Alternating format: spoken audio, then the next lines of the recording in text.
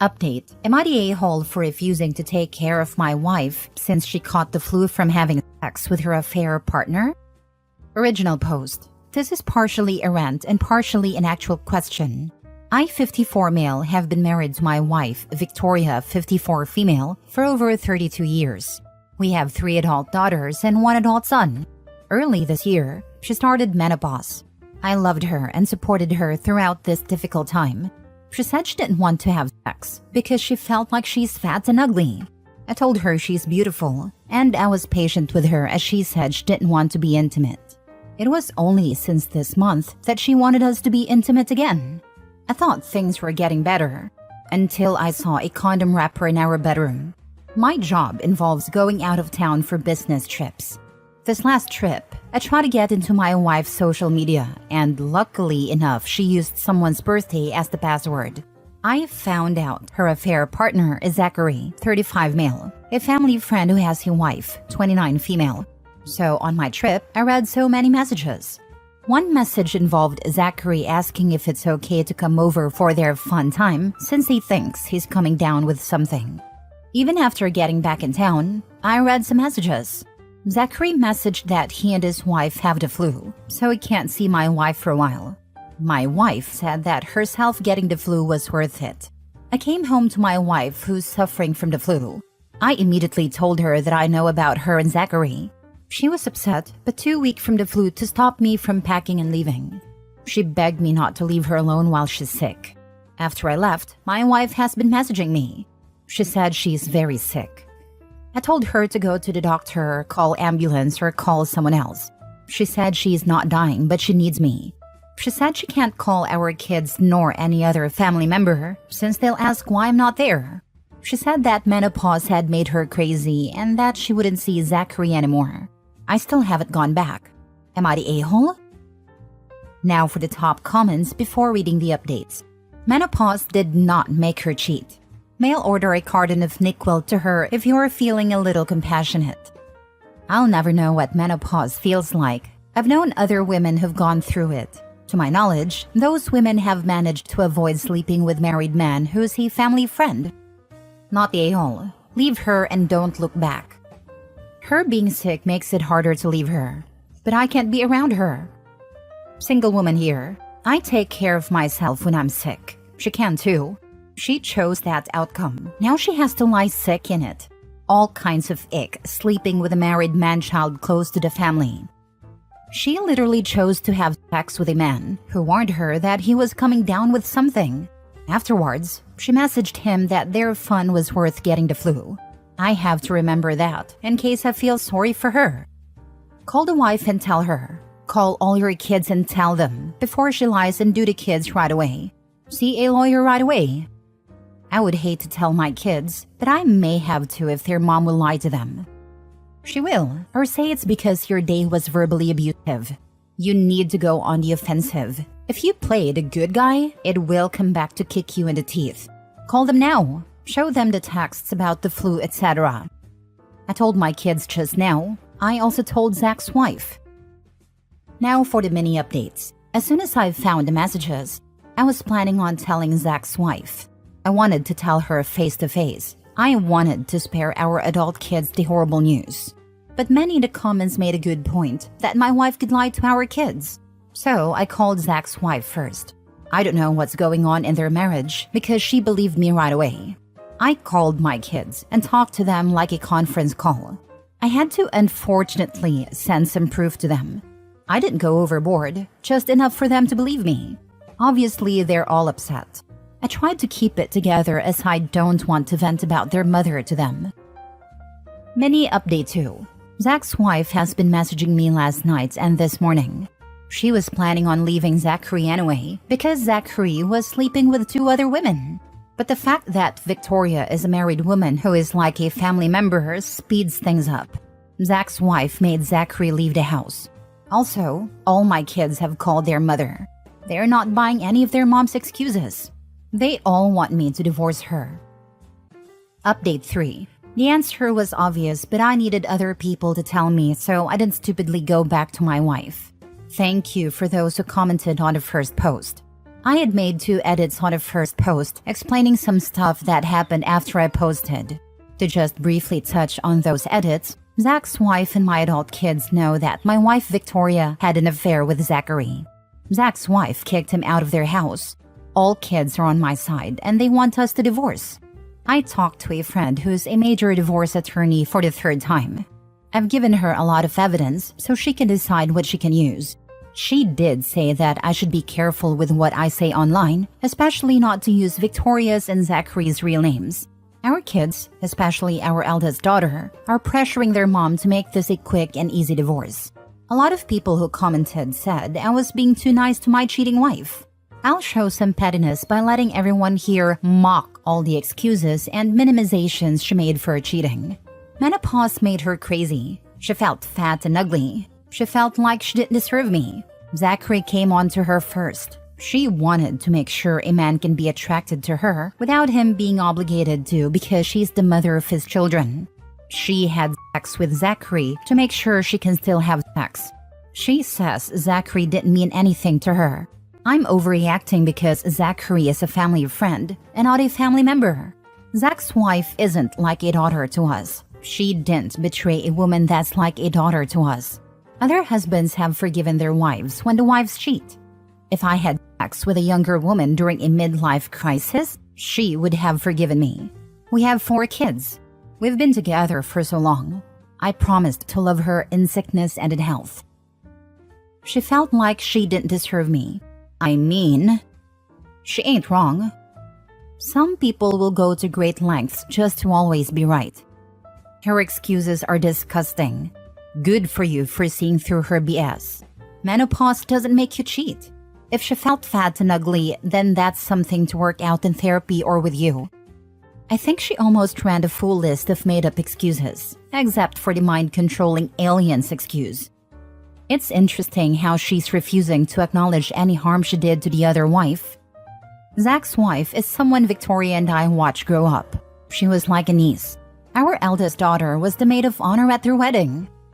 The fact that she feels no remorse for the pain she inflicted on another woman is telling. It's all me, me, me, me. I felt sad, I felt ugly, I felt old, me, me, me. What about the other woman? True, Victoria is so self-centered. Menopause makes just about every woman gain weight, especially in the stomach. I went through about 13 years ago. Never cheated on my husband. My eldest daughter didn't appreciate it when my wife said that when she goes through menopause, she'll understand. Next story. Am I the a-hole for allowing my husband's mistress to meal prep for him and the kids? My husband has been cheating on me for years with different women. Due to this, I've completely shut off from him. We don't have a sexual relationship, but we do an amazing job at being parents. Our kids love us, and that's all that matters in the grand scheme of things. I am not dating anyone. This isn't an open relationship. Every time he cheats, he acts more remorseful, but I've come to terms that I can't save him. He's seeing this woman Cherry, and she's a cook and baker. We were in a little tussle once, but that's in the past. I've moved on. I don't like her, but I don't hate her. Few weeks back, I caught him eating in his car and realized it was from her. The packaging gave him away. She has been sending him goodie bags and now full meals. I told him going forward, I'm no longer cooking for him and he needs to let her do everything including meals for the kids. I really put my foot down and did some petty things that I'm not proud of, but it worked. I told him if she loves him, he will do it, but I'm done. Well, I don't know what he did to convince her, but at least 3 times a week they get meals from Cherry. He brings the container and plates the food. The kids are happy because they think they're getting takeout. I don't partake. On the other days, I cook for just the kids and myself. My husband, on the other hand, got mad and said I manipulated him into taking advantage of Cherry and kept asking me what do I get out of these mind games. I told my best friend about the whole ordeal, and she's upset with me saying that what if Cherry spikes the kids' meals? I don't think she would do it. Am I the a-hole for letting this happen? Now for the comments. Mistress wanted to be a sister wife. She got assigned sister and wife duties. LMAO. I don't really know how I feel about trusting a mistress on feeding my kids though. She's a professional mistress. She'll move on from him soon. Why are you staying with him? For Pete's sake, just get divorced. This is sick and a terrible environment in which to raise kids. I'm not giving up my house and leaving with half. I hope I get under his skin and he gives up everything. These comments are boosting me to leave, but it's not black and white. We have built a good amount together. Financially, it's a stupid idea. It's cool to say leave until you're homeless with no help. Not everyone has a village. I do provide, but I'm not leaving my home. How long would my salary last to stay in a hotel or motel? Get an apartment? We live in a small town, as I've said many comments ago. I would have to move 30 minutes away to live in an apartment complex. My husband would not leave our home either. I can't up and leave and stay at a friend's home. In all likelihood, you wouldn't have to. Negotiate that in a divorce. Find out if you live in an at-fault state. You have proof of his repeated infidelity. Honestly, talk to a lawyer. Find out what your options are. Nobody deserves to live like this. And you're going to seriously ruin your kids if the shenanigans continue. Kids aren't stupid. This is the strangest thing I've read on here in ages. I know a couple in a similar situation. They struggled with infertility for years, both had issues, and eventually decided to adopt. After adopting a few children, including some who were not babies, she caught him sleeping with her best friend. Despite this, she didn't want to divorce because she felt it would be unfair to break up their home after finally providing a stable and safe environment for the children. 2 of the kids had been in intense therapy for years and were finally starting to settle in and calm down. The couple has developed an amazing co-parenting dynamic and even friendship, but there's no intimacy or romantic love between them. She says she's not interested in relationships anymore and is content with her life as it is. The husband, however, isn't as happy. He misses having a loving relationship with her, but he knows there's no going back. He stays because he doesn't want to disrupt the children's lives. It's unusual to witness, but I respect that they've managed to keep things together for the sake of the kids. They don't fight at all. Last story. Am I the a-hole for leaving my husband after he won a large sum of money? My 32 female husband, 36 male, was in a work accident several years ago, and he won a court case in which he was awarded a sum in the multi-millions. My husband and I live in the US and have been struggling for years, especially since his accident, since he hasn't been able to work a job in his specialty since. He's mainly been working minimum to low-wage jobs because his degree and trade experience are in an industry his body can no longer work in. I make pretty good money, but again, we live in the economical hellscape that is America. In the last year since the settlement, my husband has become the most smug, stuck-up, pretentious man I've ever known, and I'm sick of it. Our friends and family aren't good enough for us anymore because now we have money. Our home and cars and clothes weren't good enough for us, and anyone with a small house, paid-off car, or mall clothes was sad and depressing. He judges people hard, and he is not quiet about it. He is mean and rude to the people we interact with. Of course, we got nicer things when he received his money, but he was adamant on luxury things. And to him, anyone who doesn't live in a mansion on the hills with a Lamborghini and Gucci shoes is embarrassing. He gets upset with me for not wanting to spend crazy amounts of money. Why would I buy a $2,000 pair of shoes when I can get a pair just like it for $60? It feels like giving a child with no concept of money $20 and setting them free in a Dollar Tree. He's bought me a ton of expensive clothes and jewelry, new electronics. He pays for high-end spa days and even bought me a new car. I feel like an ungrateful woman for saying this, but I don't really like the gifts. Nothing is my style or taste. He's buying it just because it's expensive. My husband harasses me daily to quit the job I love and says that I make us look bad by working and making us still look poor. He gets upset if I want to go to the same chain restaurants we've always liked, Buffalo Wild Wings, Jack in the Box, etc., instead of 5-star Michelin steakhouses and sushi places because we can afford it now. He's even gone as far as trying to push me towards plastic surgery because we can't afford it, so why not? He suggested a boob job, BBL, lip filler, and at one point, that surgery where they removed the bottom rib. I feel like he's starting to think I don't look good enough for him and our new lifestyle. We've gone to couples therapy, but his attitude isn't improving. It's even gotten worse, and I'm miserable. This is not the man I married. I don't want to have kids and raise a family with him, but I'm afraid that if I leave, everyone will cry gold digger. We married when we were young and broke, and didn't consider a prenup because we had nothing. Dumb, I know, but we were kids. Am I the a-hole? No, leave him. He's going to blow through that money soon enough. Keep all the gifts and sell them once you are divorced. He's told you to get plastic surgery. If you don't, he will just cheat because he knows gold diggers will be after him. Yes, he will waste it all away. Get out and find peace and love. Leave. Not only will he waste all that money away in no time, he will go into huge debt in order to maintain the lifestyle and image that he wants to project to the world.